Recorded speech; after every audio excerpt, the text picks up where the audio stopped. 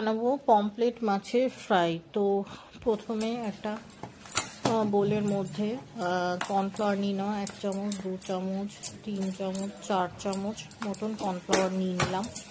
এবার এর মধ্যে দেব সামান্য পরিমাণে নুন, আর এর মধ্যে দেব চিলি ফ্লেক্স আর অরিগ্যানো। চিলি ফ্লেক্স আর অরিগ্যানো দিয়ে দিলাম এর মধ্যে।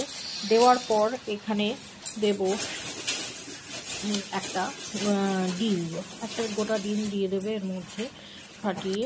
তারপর ভালো করে মিশ্রণটাকে ভালো করে ফেটিয়ে নেব। একটা গোটা ডিম দেওয়ার পর তারপর মিশ্রণটাকে ভালো করে ফেটিয়ে নেব, ব্লেন্ডার দিয়ে ভালো করে ফেটিয়ে নেব। তোমরা চাইলে হ্যান্ড ব্লেন্ডারও ইউজ করতে পারো বা নর্মাল ব্লেন্ডার। এবার তাওয়ার মধ্যে তেল গরম করতে দিয়েছি। তেল গরম হয়ে যাওয়ার পর পমফ্রেট মাছগুলোকে মিশ্রণটার মধ্যে ডুবো করে ডুবিয়ে ভালো করে তেলের মধ্যে ফ্রাই করছি। ফ্রাই করার পর এটাকে এক পিঠ ফ্রাই হয়ে গেলে আরেক পিঠ ফ্রাই, একসঙ্গে 3টে ফ্রাই করব। এক পিঠ হয়ে গেলে আরেক পিঠ উল্টে দেবো। উল্টে দেওয়ার পর ভালো মতন হয়ে যাবে ফ্রাই। তারপর আরেক পিঠ উল্টে দিচ্ছি।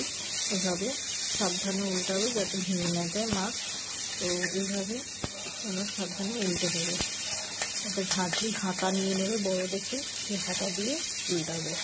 আমি এখানে একটা উল্টানোর পর কেমন লাগছে পমফ্রেট মাছটা এক পিঠে ফ্রাই হয়ে যাওয়ার পর ওপর থেকে এরকমভাবে ফ্রাই হবে, একটু লালচে লালচে করে ব্রাউনিশ মতন, যাতে পুড়ে না যায় কোনোভাবে, সেটা খেয়াল রাখবে। তো কেমন লাগলো আমার ভিডিওটা অবশ্যই জানাবে। দেখা হবে নেক্সট ভিডিওতে।